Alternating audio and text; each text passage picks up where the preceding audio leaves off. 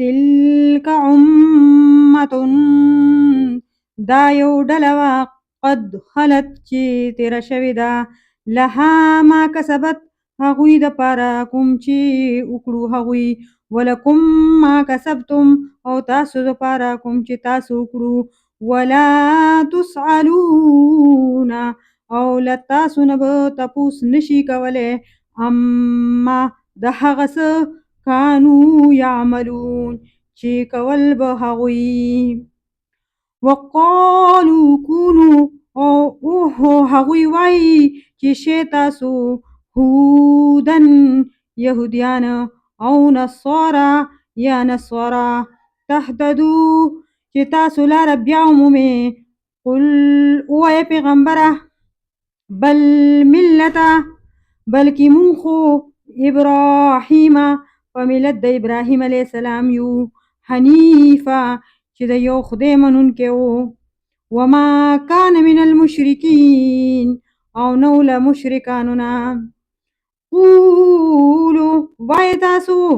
آمنا بالله چې ایمان راوړی مونږ په الله باندې وما انزل او په هغه څه چې نازل شوي الینا مونږ ته وما انزل او څه چې نازل شوي الی ابراهیم علیه السلام ته واسماعیل او اسماعیل علیه السلام ته واسحاق او اسحاق علیه السلام ویعقوب او یعقوب علیه السلام ته والاسباط او د هغوی اولاد باندې وما اوتیه او څه چې ورکړی شوي وو موسی علیه السلام ته وعیسی او عیسی علیه السلام ته وما اوتی النبیون او څه چې ورکړی شوي وو نورو نبیانو ته من ربهم د هغوی د رب د طرف نه لا نفرقو مونږ فرق نه کوو بین احد منهم په منځ د هیچ چا کې له هغوی کې ونحنو له مسلمون او مونږ خو هم د هغه فرمانبردار یو فإن آمنو پس کچری ایمان راوړو هغوی بمثلی څنګه ما امنتم چې تاسو ایمان راوړی دی به په دې کتاب فقد اهتدوا نو هغوی به هم لاره بیا وموندله وإن تولوا او کچری هغوی مخ واړول فإنما هم پس بشک هغوی فی شقاق په مخالفت کې دي فسیکفیکهم الله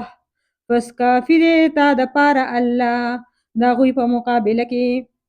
وهو السمیع العلیم او هغه دی اوریدونکی او ډیر ښه پوهه صبغة الله د الله رنګ ومن احسنو سوق غره دی من الله د الله نه صبغة پرنګ ورکولو کې ونحنو له عابدون او مونږ خو د هغه عبادت کوو قل اوه پیغمبره اتحاجوننا ایا تاسو جګړې کوئ مونږ سره فی الله د الله په نسبت وهو ربنا او هغه زمونږ رب دی وربکم او رب ستاسو دی ولنا اعمالنا او مونږ دپاره زمونږ عملونه دي ولکم اعمالکم او تاسو دپاره ستاسو عملونه ونحنو له مخلصون او مونږ هم د هغه په اخلاص سره عبادت کوو ام تقولون یا تاسو وایې ان ابراهیم چې بشکه ابراهیم علیه السلام و اسماعیل او اسماعیل علیه السلام و اسحاق علیه السلام و یعقوب او یعقوب علیه السلام والاسباط او د هغوی اولاد وو کانو هودن او نصارا یهودیان یا عیسایان قل اوه پیغمبره انتم آیتاسو اعلمو زیات پویږي ام الله یا الله ومن ازلمو سوک دې زیات ظالم د دې ممن کتما د هغه چانه چې پټ کړي شهادتن گواهی عنده هغې سره من الله د الله د طرفنا وما الله بغافل عما تعملون او نه دی الله بې خبره د هغه څه چې تاسو یې کوئ. تلک امة هغه یو ټولی و قد خلت چې تیر شوي وو لها ما کسبت د هغوی دپاره د هغوی عملونه ولکم ما کسبتم او د تاسو دپاره د ستاسو عملونه دي ولا تسألون پوښتنه به نه کېږي له تاسو نه